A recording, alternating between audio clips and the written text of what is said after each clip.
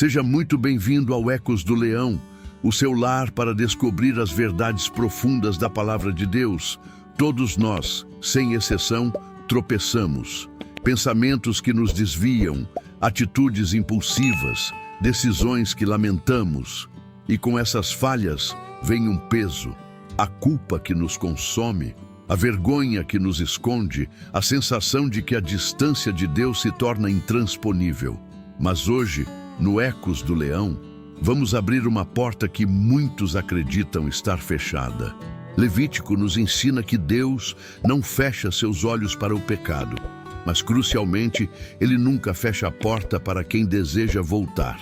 Vamos desvendar o que acontece quando erramos e, mais importante, como Deus, em sua infinita misericórdia, nos oferece um caminho claro de restauração e recomeço. Prepare o seu coração, porque esta mensagem é para todos nós, que entendemos a necessidade de um novo começo. Agora, eu te convido a um momento de silêncio e honestidade consigo mesmo e com Deus. Feche os olhos por um instante, respire fundo. Existe algo em seu coração, neste exato momento, que você sente que te afasta da presença amorosa de Deus? Uma preocupação, um arrependimento, um pensamento que te incomoda? Se esta palavra já está tocando você e te trazendo algum alívio ou esperança, peço que demonstre seu apoio curtindo este vídeo. Sua curtida ajuda o YouTube a entender que essa mensagem é valiosa e a levá-la para mais corações sedentos por restauração. Vamos agora mergulhar na Palavra de Deus, especificamente em Levítico capítulo 4. Aqui encontramos a oferta pelo pecado. Diferente das ofertas de gratidão ou de holocaustos, o foco principal desta oferta é a restauração. Ela trata daqueles pecados cometidos sem intenção, por fraqueza, descuido ou simplesmente por não termos a percepção correta de que estávamos errando. Isso revela algo poderoso. Deus não ignora as nossas falhas, mesmo aquelas que nós mesmos não percebemos. O pecado não se resume apenas ao que fazemos conscientemente. Ele pode estar em palavras ditas sem pensar, em julgamentos rápidos, em omissões silenciosas. E essa realidade nos mostra que precisamos constantemente de um processo de restauração vindo de Deus. Em Levítico 4, Deus estabelece um caminho claro. 1. Reconhecer o erro. 2. Apresentar uma oferta. 3. Buscar a reconciliação. Não havia espaço para negação ou justificativas vazias, mas sim para consciência e um retorno genuíno. Um detalhe fascinante é que o tipo de oferta variava conforme a responsabilidade da pessoa. Um sacerdote, um líder, um cidadão comum.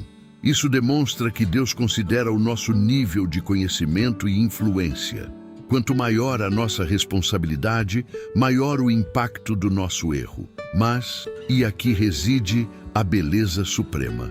Nenhum sacrifício humano, por mais sincero que fosse, era suficiente por completo. Todos eles apontavam para algo maior.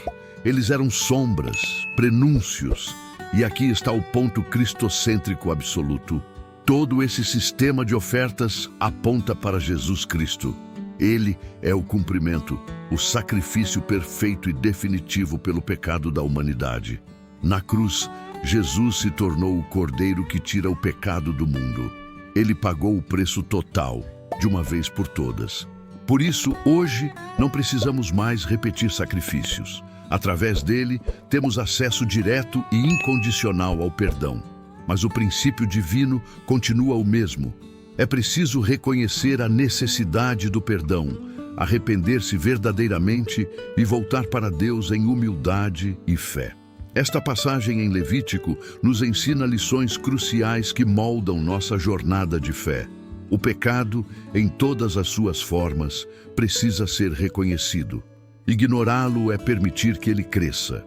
Deus, em sua bondade, sempre oferece um caminho de restauração. A porta nunca está trancada para quem busca.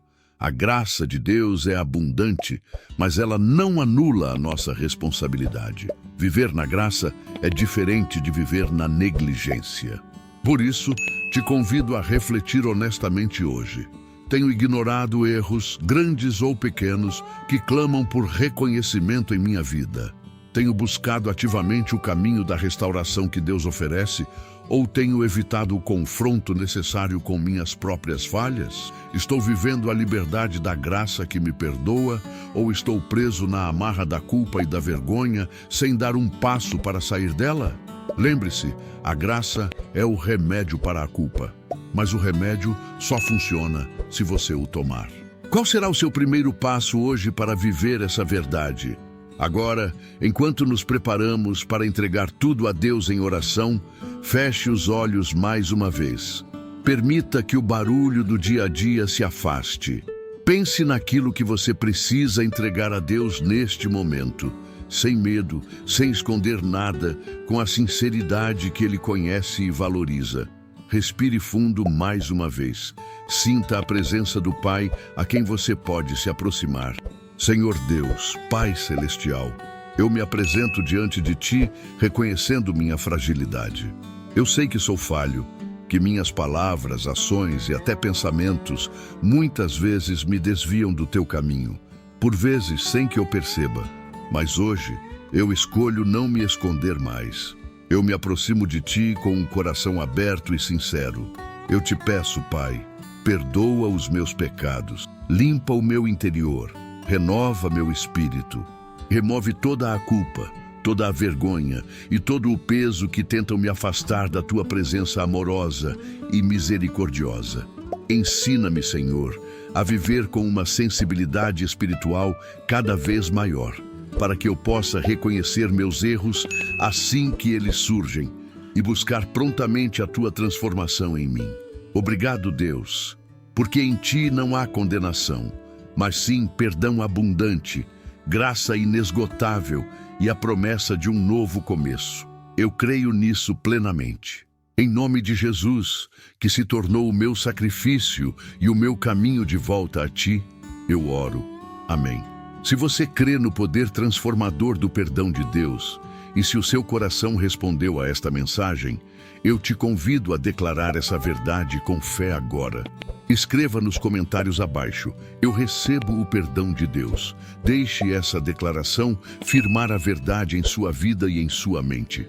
E se você deseja continuar trilhando essa jornada de descoberta e crescimento com a palavra de Deus, inscreva-se no Ecos do Leão. Estamos juntos, descobrindo e aplicando os tesouros da Bíblia, capítulo por capítulo, para que possamos viver vidas mais plenas e conectadas com o Criador.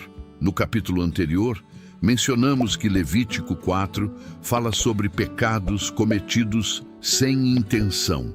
Mas o que isso significa na prática? Não é apenas um deslize consciente, é mais sutil.